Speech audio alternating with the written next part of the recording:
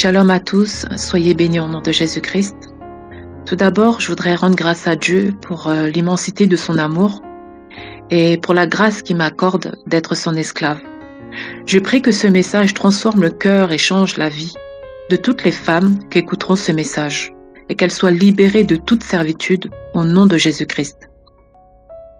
Je m'appelle Esther, j'ai 39 ans, je suis mariée et le Seigneur m'a fait la grâce d'avoir 7 enfants. Je suis une amoureuse de Jésus-Christ et le Seigneur a mis en moi un message qui concerne la sanctification de la femme. Beaucoup de femmes vont en enfer et peu ont accès au ciel.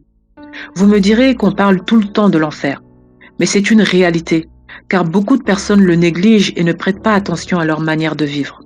Si les églises d'aujourd'hui vous prêchaient la sanctification et la sainteté, il n'y aurait plus personne à l'église. Donc on vous prêche ce que vous voulez entendre. C'est pourquoi le Seigneur élève des trompettes qui vous diront ce que vous n'avez pas envie d'entendre. Le Seigneur réveille les femmes, car il n'y a que les femmes qui peuvent chasser la reine des côtes. Il n'y a que les femmes qui peuvent chasser Jézabel de l'Église. La Bible nous dit, dans Genèse 3, verset 15, « Je mettrai inimitié entre toi et la femme, entre ta postérité et sa postérité. Celle-ci t'écrasera la tête et lui te blessera le talon. » Le Seigneur nous a déjà donné la victoire. C'est pourquoi le Seigneur veut que la femme revienne à son identité d'origine. Car c'est à cette femme originelle à qui le Seigneur a donné la victoire, à qui il a donné le pouvoir d'écraser la tête du serpent. C'est pourquoi le Seigneur veut dépouiller totalement la femme, que ce soit dans le dépouillement intérieur ou extérieur, car c'est dans le dépouillement que la femme redeviendra Ève et que c'est cette femme que le Seigneur a dit « tu lui écraseras la tête ». Tant que la femme refusera le message de la sanctification, beaucoup de femmes souffriront et rateront le ciel. Car la parole de Dieu nous dit, sans la sanctification, personne ne verra Dieu. Le chemin du ciel est étroit, au point où peu de femmes le trouvent. Mais aujourd'hui, ma sœur, si tu écoutes ce message, sache que tu devais l'entendre, car le Seigneur veut te sauver. N'endurcissez pas vos cœurs au message que je vais vous délivrer maintenant, car ce message vient de Dieu. Si vous n'êtes pas convaincu après avoir écouté ce message, je vous conseillerais de consulter Dieu et de ne pas rejeter le message, car il est l'heure où le Seigneur est en train de préparer son épouse. Il la sanctifie et il la purifie par son feu. Et ceux qui refusent cette sanctification mourront. Voici le message que le Seigneur m'a donné la nuit du 27 décembre. Suite à mon témoignage sur les locks, et mon exhortation sur la spiritualité des cheveux de la femme, beaucoup de sœurs m'ont écrit pour me demander quel genre de tresse pouvait-elle faire qui ne soit pas inspirée par des esprits démoniaques, ou encore c'est quoi une coiffure sainte. Et j'ai trouvé ces questions très intéressantes. Me concernant, après avoir enlevé les locks, j'ai fait des vanilles et le Seigneur m'a dit de les enlever. Donc j'avais arrêté de me tresser. Lorsque je voulais me tresser, le Saint-Esprit ne me le permettait pas. Donc je ne comprenais pas pourquoi. Donc quand les questions m'ont été posées, j'ai entrepris de faire une vidéo concernant les coiffures et les tresses. Alors j'ai commencé à chercher différentes coiffures et je me suis présentée devant le Seigneur. Et j'ai prié, Seigneur, quel genre de tresse peut-on faire en tant que femme? J'ai demandé au Seigneur de m'éclairer. Donc je suis partie méditer la parole de Dieu.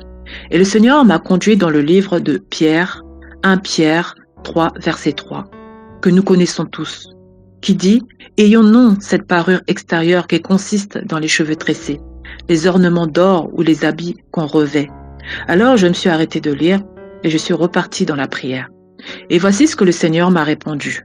Va dans le livre de 1 Timothée 2, verset 9, qui dit « Que la femme ne se pare ni de tresses, ni d'or, ni de perles, ni d'habits somptueux. » Et là je me suis arrêtée de lire et j'ai dit « Seigneur, que veux-tu me dire? Qu'on ne doit pas se faire de tresses? » Et j'ai dit, Seigneur, nous les Africaines, on a les cheveux crépus. Comment va-t-on faire si on ne peut pas faire de tresses? Nos cheveux sont compliqués à entretenir. Comment va-t-on faire? Alors je suis repartie dans la prière et voici ce que le Seigneur m'a répondu. Matthieu 7, verset 7. Demandez et l'on vous donnera. Cherchez et vous trouverez. Frappez et l'on vous ouvrira. Tu m'as demandé, je t'ai répondu. N'endurcis pas ton cœur et répands cette parole. Je me suis soumise et je me suis alignée à cette parole. Je ne fais plus de tresses. Je me coiffe en afro ou je fais des coiffures avec mes cheveux mais sans tresse. Pour celles qui me demandaient c'est quoi une coiffure sainte, je leur dirais que c'est une coiffure sans tresse. J'aimerais parler à une sœur ou encore à une servante de Dieu. Quand le Seigneur nous dit que telle chose n'est pas bon, il sait pourquoi. Laissons le Seigneur nous dépouiller, car lorsque nous sommes nés, nous ne sommes pas nés avec des tresses. Voilà à quel point le Seigneur veut nous dépouiller. Il ne veut pas qu'on touche ou qu'on enlève ou encore qu'on rajoute quelque chose à la créature qu'il a créée. Car sa parole nous dit qu'il a fait de nous une merveilleuse créature. Il n'y a rien à enlever, il n'y a rien à rajouter. Donc en nous ornant de tresses et d'or, en nous rajoutant des cheveux artificiels, en nous rajoutant de la hauteur à notre taille avec des talons, ou encore en nous rajoutant des faux ongles, des faux cils, nous corrigeons Dieu. Voici ce que dit la parole de Dieu. Qui es-tu pour contester avec Dieu? Le vase d'argile dira-t-il à celui qui l'a formé, pourquoi m'as-tu fait ainsi? Mes sœurs, voici le chemin de la sanctification et de la sainteté. Aujourd'hui, si vous entendez sa voix, n'endurcissez pas vos cœurs. Que ceux qui ont des oreilles écoutent ce que l'Esprit dit aux églises. Soyez bénis.